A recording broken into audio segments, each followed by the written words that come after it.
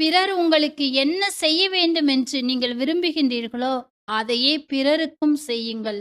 அப்பொழுது ஆண்டவர் உங்களுடைய நற்செயல்களை நினைவு கூர்ந்து நிலை வாழ்வை பரிசாக தருவார். Praise the Lord. Praise the Lord. எபிரேயருக்கு எழுதிய திருமுகம் 8ஆம் அதிகாரம் 12வது வசனத்தை வாசிக்க கேட்போம். அவர்களது தீச்செயலை நான் இரக்கத்தோடு மன்னித்து விடுவேன்.